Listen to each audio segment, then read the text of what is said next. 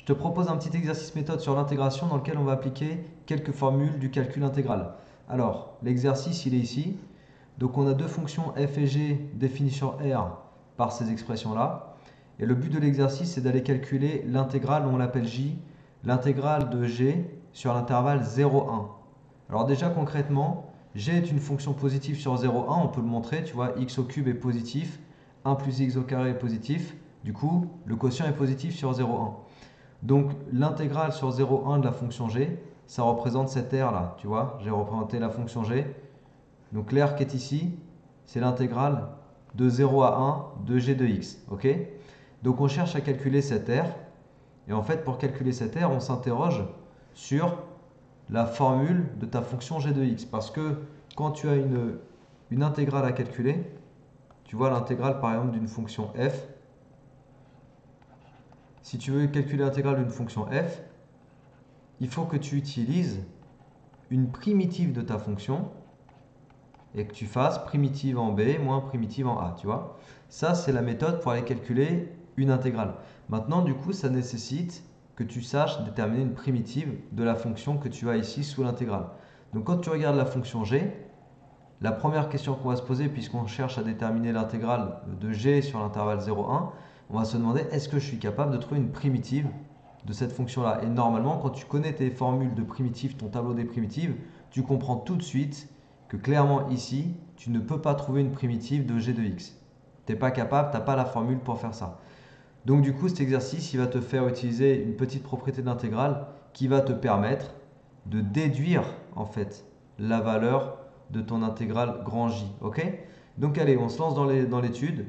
Pour la première question, on te demande de calculer I, l'intégrale de 0 à 1 de fx. Fx, c'est cette fonction-là qui ne nous intéresse pas particulièrement, elle nous intéresse juste parce qu'elle va nous permettre de déduire J. Ok? Mais pour l'instant, on va juste calculer l'intégrale de fx. Donc c'est parti. Question 1. On cherche grand I, c'est l'intégrale de f sur 0,1. Et la fonction f, c'est x sur 1 plus x carré. D'accord? Voilà, ça c'est ta fonction f. Alors, on aurait donc besoin d'une primitive de f. Ok, on cherche à primitiver entre guillemets cette fonction-là. Ça ressemble presque à du u' sur u. Tu sais, quand tu as u' sur u, les primitives, c'est ln de valeur absolue de u.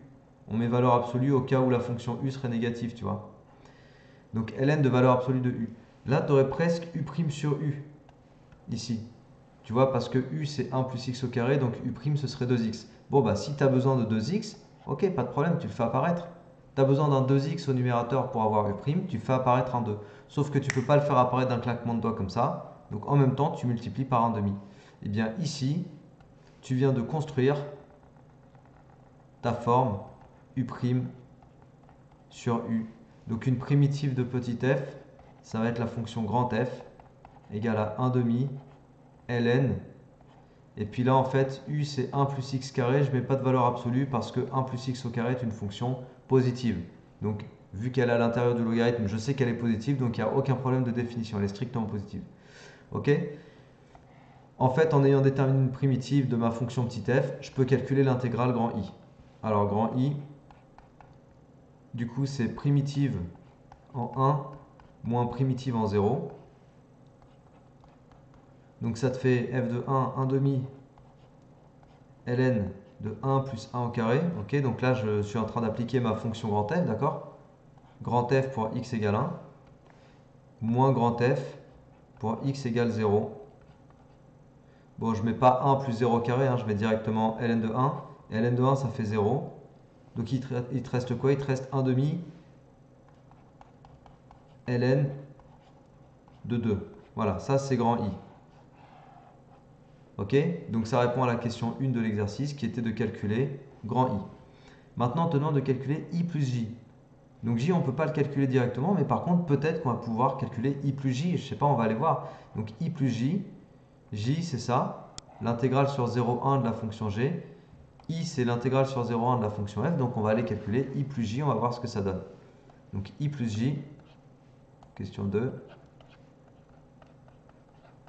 ça fait intégrale sur 0,1 de la fonction f plus intégrale sur 0,1 de la fonction g. Et là, tu vois que tu ajoutes deux intégrales qui sont toutes les deux sur 0,1. Du coup, tu peux utiliser une propriété de l'intégration, pardon. Cette propriété, c'est la linéarité. Alors attends, j'ai peur que tu vois pas le mot là. Hop. Voilà, on utilise la linéarité qui nous permet en fait de tout grouper sous la même intégrale.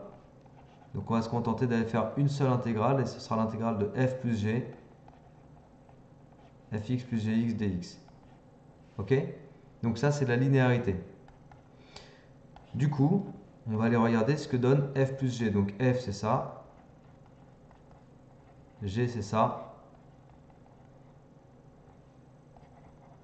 Du coup, comme les deux quotients sont au même dénominateur, on va tout grouper. Et on va voir si on ne peut pas faire un petit changement d'écriture là. Alors tiens, c'est marrant, au numérateur, j'ai comme un facteur commun, t'as vu? X, il serait bien facteur commun au numérateur. Ça fait x facteur de 1 plus x au carré. Waouh! Mais qu'est-ce que c'est magique! Qu'est-ce que c'est magique! Tu simplifies par 1 plus x au carré qui est différent de 0. Et du coup, il te reste quoi? Bah, il te reste juste l'intégrale sur 0,1 de x dx. Donc en fait, i plus j, ça revient à calculer cette intégrale-là. X, franchement, c'est très très facile à aller chercher une primitive. Une primitive de x, c'est 1 demi x au carré. Alors tu connais cette notation, petite parenthèse. Je ne sais pas si tu connais cette notation, mais dans le cours, on t'apprend à dire que si tu veux faire l'intégrale sur AB d'une fonction f, tu peux noter comme ça hein, le calcul, la ligne d'après, une fois que tu connais une primitive. Voilà, ça c'est une notation possible qui signifie exactement grand f de b moins grand f de a. Donc la fonction qui apparaît ici dans le crochet, c'est une primitive de la fonction que tu as sous l'intégrale, d'accord? Ça c'est des notations de ton chapitre intégration. Donc,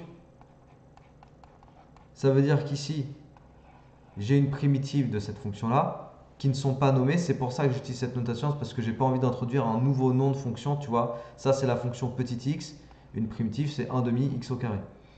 Donc on va chercher en fait la primitive en 1 et soustraire la primitive en 0. Et ça va te donner quoi? Ça va te donner 1 demi fois 1 au carré moins 1 demi fois 0 au carré.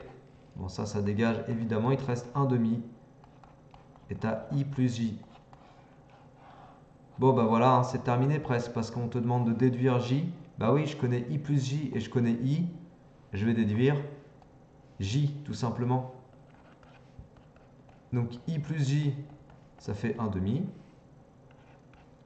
Donc j, ça fait 1 demi moins i. Et i, je te rappelle qu'on avait trouvé 1 demi ln de 2. Voilà, si tu veux factoriser par 1 demi, tu as le droit. Et tu arrives à cette écriture.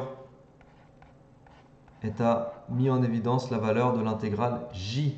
Voilà, donc tu as vu, petit exercice méthode dans lequel on a cherché de la primitive, dans lequel on a utilisé la relation, la propriété de linéarité de l'intégrale pour faire un petit calcul intégral très simple qu'on n'aurait pas pu faire si on s'en était tenu à la fonction g, tu vois.